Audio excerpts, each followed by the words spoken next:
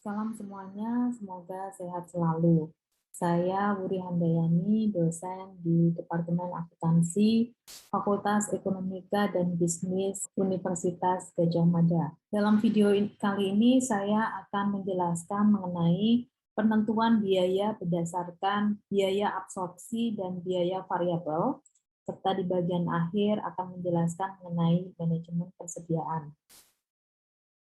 Tujuan pembelajaran dari topik ini ada 3, yaitu bahwa di akhir materi ini mahasiswa nantinya akan mampu menjelaskan perbedaan antara biaya berbasis absorpsi dan berbasis variabel.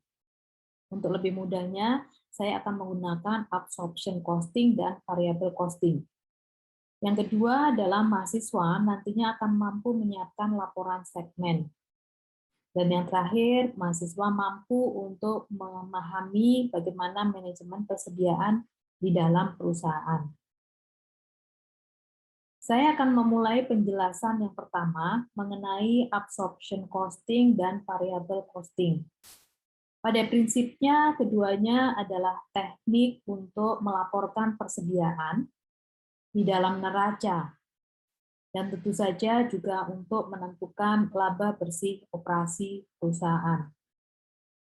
Nah, kebijakan untuk memilih metode mana yang digunakan untuk menilai persediaan akan sangat tergantung dari kebijakan perusahaan. Dan tentu saja dengan dua metode ini, maka nilai yang dicantumkan akan berdampak pada nilai persediaan akhir dan juga jumlah laba yang dilaporkan. Kita lihat keduanya, bagaimana absorption costing dan variable costing berbeda. Pertama adalah dari klasifikasi biaya. Pada biaya produk, di absorption costing terdiri dari bahan baku langsung, tenaga kerja langsung, overhead dan variabel, serta overhead tetap. Sedangkan di variable costing, digunakan bahan baku langsung, tenaga kerja langsung, dan overhead variabel. Nah, di dalam variable costing, maka overhead tetap ini diperlakukan sebagai biaya periode. Sedangkan di absorption costing hanya biaya penjualan dan biaya administrasi yang masuk dalam biaya periode. Nah, di sini kita lihat bahwa karena perbedaan dalam memperlakukan biaya overhead tetap ini, maka nanti akan mempengaruhi nilai dari persediaan yang dilaporkan. Karena biaya produk itu akan masuk atau dikategorikan sebagai biaya persediaan. Nah, jadi kalau kita lihat dari absorption costing, maka semua biaya produk dari bahan baku, tenaga kerja langsung, dan overhead baik variabel maupun tetap, semuanya akan dibebankan kepada produk. Nah, sedangkan di variable costing, yaitu biaya produk hanya terdiri dari bahan baku langsung, tenaga kerja langsung, dan variabel overhead. Lalu bagaimana mereka pertimbangannya memasukkan biaya tetap overhead sebagai biaya periode? Maka pertimbangannya adalah bahwa biaya tetap itu dimasukkan sebagai biaya periode dengan alasan bahwa biaya tetap ini adalah biaya kapasitas. Artinya bahwa ada atau tidak ada kegiatan, maka biaya ini akan tetap muncul.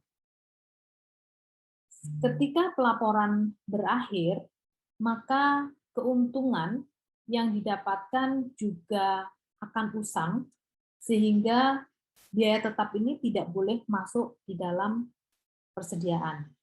Demikian pertimbangan dari sudut pandang variable costing yang tidak memasukkan biaya tetap sebagai biaya persediaan.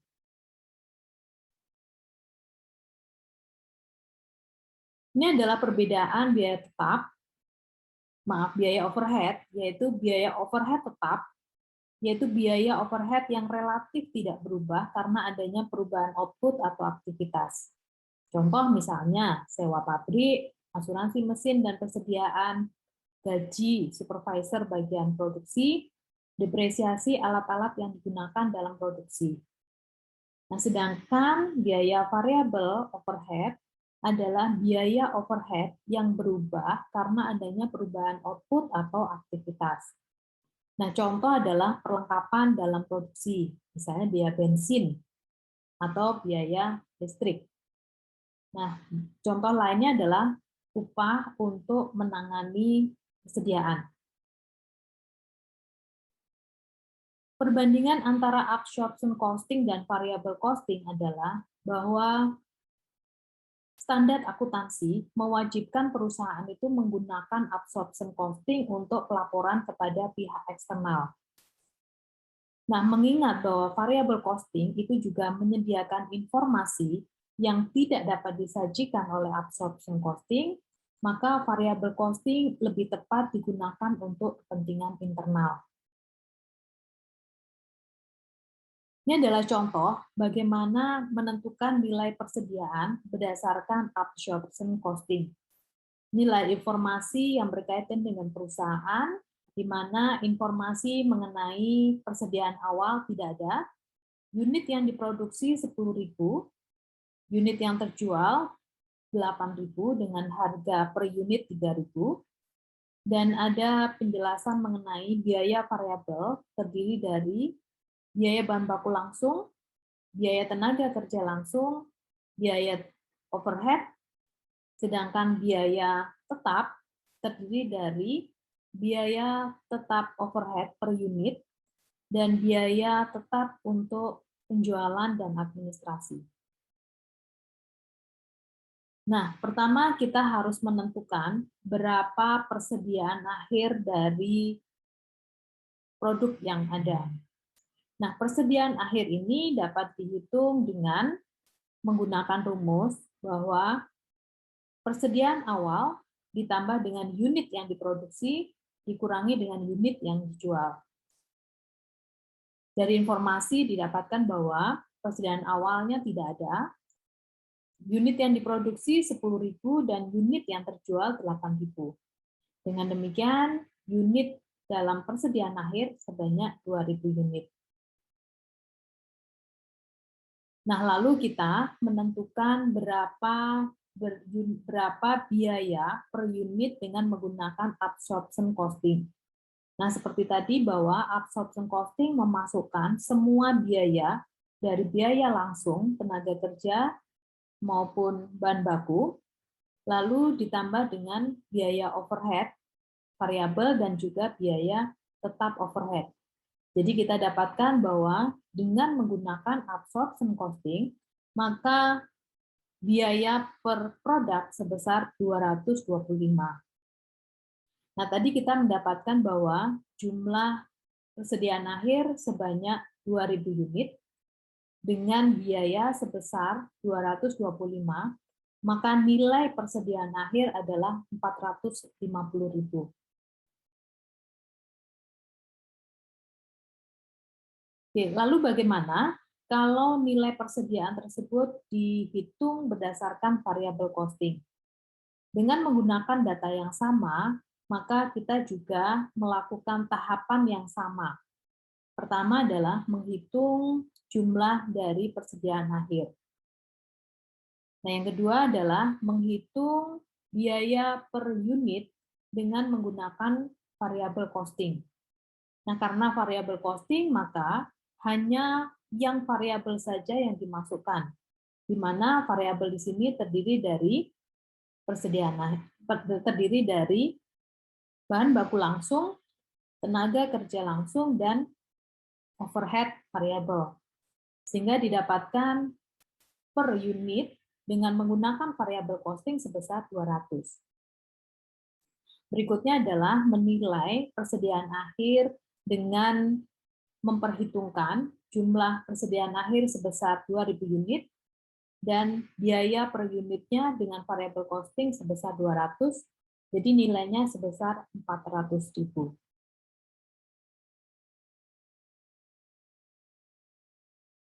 Dari dua contoh di atas, maka kita bisa menyimpulkan bahwa harga produk yang dihitung dengan absorption costing itu akan menghasilkan angka yang lebih besar dibandingkan dengan variable costing. Nah, tentu saja ini akan berdampak pada laporan laba rugi yang dihasilkan.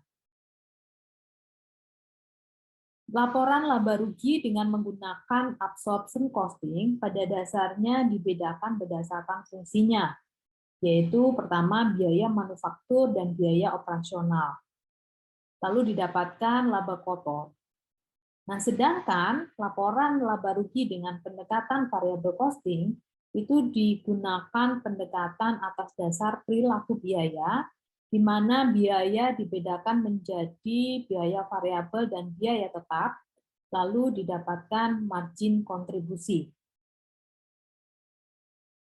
Biasanya, margin kontribusi ini digunakan oleh manajemen untuk mengestimasi berapa persentase kenaikan penjualan terhadap laba operasi dari perusahaan. Nah, ini adalah perbandingan format laba rugi yang disusun dengan menggunakan absorption costing, yaitu dimulai dari penjualan, dikurangi dengan harga pokok penjualan, menjadi margin kotor, dikurangi dengan biaya penjualan dan administrasi, dan akhirnya didapatkan laba operasi. Nah, sedangkan dengan variable costing dimulai dengan penjualan, dikurangi dengan semua biaya variabel. Pertama adalah harga pokok penjualan variabel, dan kemudian didapatkan margin kontribusi. Lalu dikurangkan dengan biaya tetap yang terdiri dari overhead tetap dan biaya penjualan dan administrasi tetap, sehingga didapatkan laba operasi. Nah, ini adalah contoh laporannya dengan angkanya yang menggunakan absorption costing. Dan ini adalah laporan dari perusahaan yang menggunakan variable costing.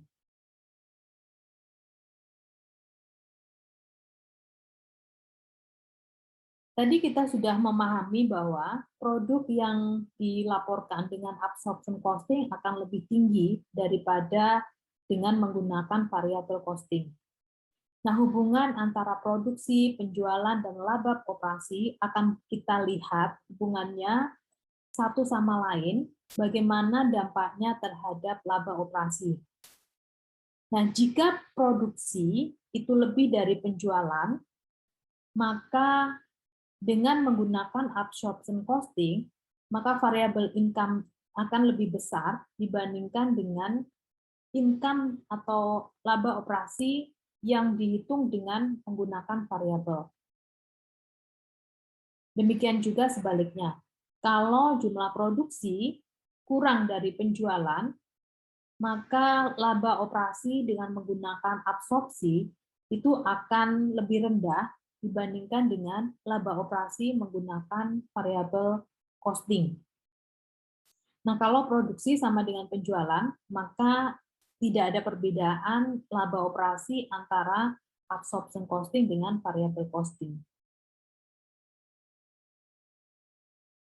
Nah, berikutnya adalah laporan segmen dengan variable costing. Jadi segmen itu adalah merupakan bagian dari perusahaan yang cukup signifikan kontribusinya sehingga mereka dapat menyusun laporan kinerja. Nah, segmen ini dapat berupa divisi, dapat berupa departemen, dapat berupa lini produk maupun berbagai kelompok konsumen. Nah, sebelum menentukan bagaimana biaya per segmen atau laba rugi per segmen, maka kita perlu memahami adanya dua kategori biaya tetap atau fixed cost yang ada di segmen. Jadi biaya tetap ini ada yang sifatnya biaya tetap langsung, di mana biaya ini tidak dapat dihindarkan, dapat ditelusuri kepada segmen mana biaya ini terjadi, dan biasanya biaya ini akan hilang jika segmen tersebut juga hilang. Contoh misalnya adalah sewa kantor. Kalau perusahaan memiliki 2 segmen yang beroperasi di kota yang berbeda, maka jika segmen tersebut ditutup, maka biaya sewa untuk segmen tersebut tidak perlu dikeluarkan. Nah, kategori yang lain adalah ada biaya tetap umum, yaitu common fixed cost, yang muncul karena penggunaan bersama lebih dari 2 segmen. Nah, biaya ini akan tetap ada meskipun segmen tersebut telah dihapus. Contoh biayanya adalah biaya sewa untuk kantor pusat.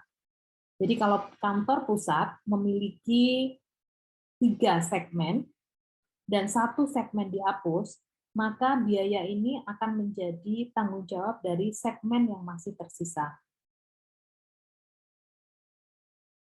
Nah, ini adalah contoh bagaimana menyusun laporan per segmen. Di sini ada data bahwa perusahaan menghasilkan 2 jenis produk, yaitu MP3 player dan DVD player. Penjelasannya bahwa ada penjualan, kemudian biaya variabel, dan ada biaya tetap langsung untuk masing-masing produk. Nah, dijelaskan juga bahwa ada biaya komisi untuk setiap ini produk, ada biaya tetap penjualan yang diestimasi untuk masing-masing produk juga sudah ada, dan yang terakhir ada biaya tetap umum yang jumlahnya 100.000 dan ada biaya penjualan dan administrasi umum yang besarnya 20.000. Nah, dari sini kita diminta untuk menyusun laporan per segmen.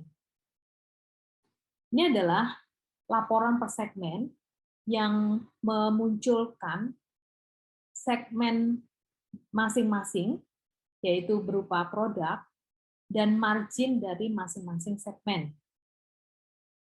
Lalu berikutnya kita bisa mendapat di bagian akhir, kita bisa mendapatkan total dari margin, yaitu sebesar 230.500. Nah, dari total ini kita bisa mengurangkan biaya tetap umum tadi dari total margin yang ada. Jadi kita tidak bisa mengalokasikan ke masing-masing segmennya, tetapi dikurangkan dari total segmen margin yang dikumpulkan di kantor pusat. Nah, dari sini kita bisa mendapatkan operating income atau laba operasi bersih setelah dikurangi dengan biaya tetap langsung dan biaya tetap umum.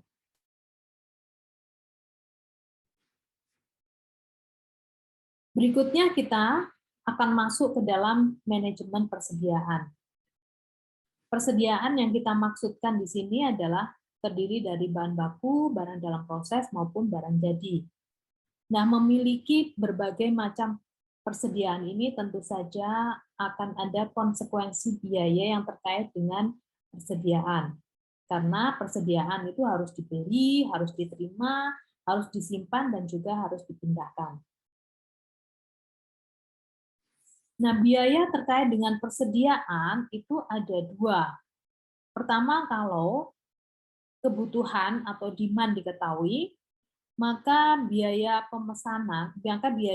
akan terdiri dari biaya pemesanan dan biaya penerimaan pesanan. Nah, di sini kita bisa lihat bahwa biaya pemesanan itu kalau terkait dengan eksternal atau dengan pihak luar, maka kita sebut sebagai biaya pemesanan. Tapi kalau internal, itu kita masukkan dalam biaya setup sebagai biaya pemesanan. Nah, kemudian yang kedua adalah biaya penerimaan pemesanan, yaitu yang terkait untuk biaya menyimpan persediaan. Nah, di sini kita bisa memberikan contoh bahwa biaya ini termasuk asuransi, pajak persediaan, adanya keusangan, biaya penanganan, dan biaya gudang.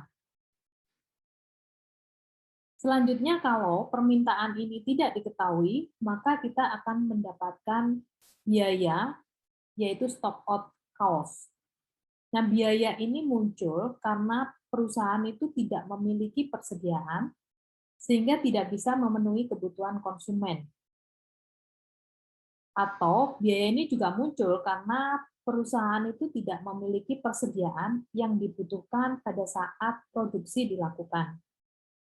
Jadi stock out cost ini akan terdiri dari kehilangan penjualan, biaya tambahan pengiriman, dan biaya karena produksi yang terhenti sementara.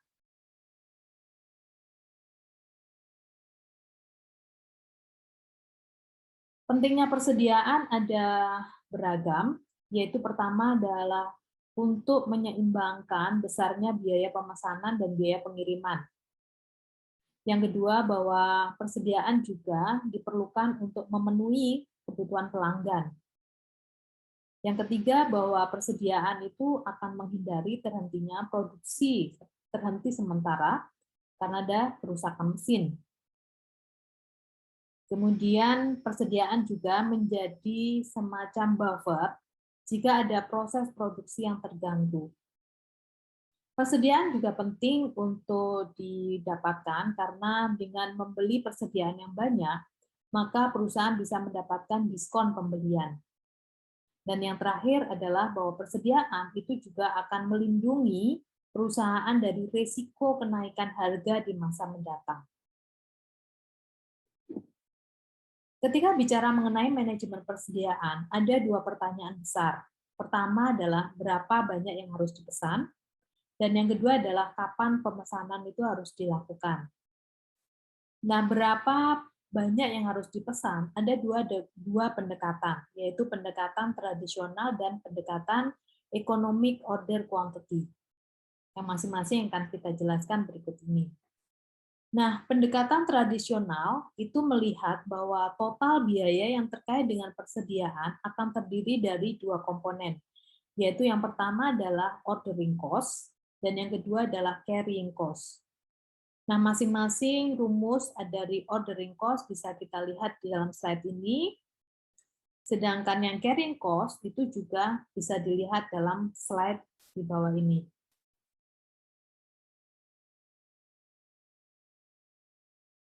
Nah, pendekatan yang kedua adalah menentukan jumlah yang dipesan itu dengan menggunakan rumus economic order quantity.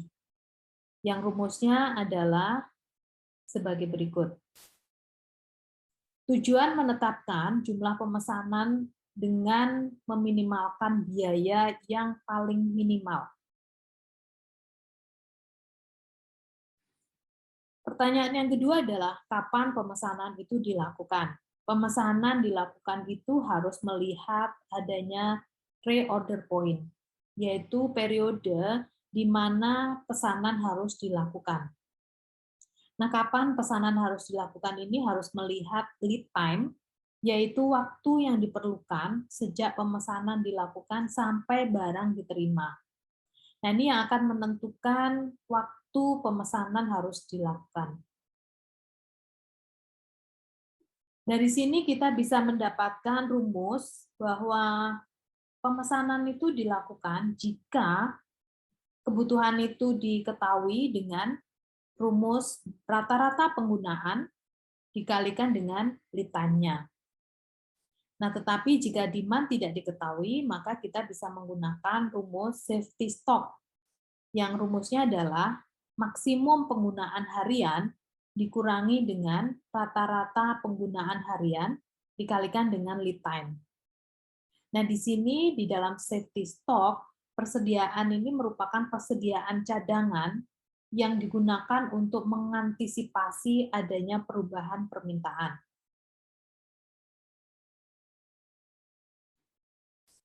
Nah, pendekatan dalam manajemen persediaan ada dua, yaitu EOQ yang tadi sudah kita diskusikan. Tujuannya adalah mengidentifikasi pilihan yang optimal antara ordering cost dengan carrying cost. Nah, yang kedua adalah dari EOQ itu dimungkinkan adanya persediaan cadangan untuk mengantisipasi ketidakpastian kebutuhan. Nah, tentu saja metode ini diterapkan dalam situasi di mana sistem operasi masih tradisional. Nah, pendekatan yang terbaru adalah dengan pendekatan yang disebut dengan just in time. Just in time ini bukan merupakan metode, tetapi lebih kepada pendekatan di mana perusahaan itu tidak menerapkan adanya persediaan, tetapi memastikan bahwa ketika perusahaan menginginkan bahan baku, maka bahan baku tersebut tersedia. Nah, untuk mencapai hal tersebut, maka just in time ini memerlukan kerjasama yang cukup baik dengan pemasok. Contoh perusahaan yang menerapkan just in time adalah McDonald. Jadi, McDonald itu tidak akan membuat makanan jika tidak ada pesanan. Demikian penjelasan mengenai absorption costing dan variable costing serta manajemen persediaan. Mudah-mudahan dapat dipahami dan bermanfaat bagi semua. Terima kasih.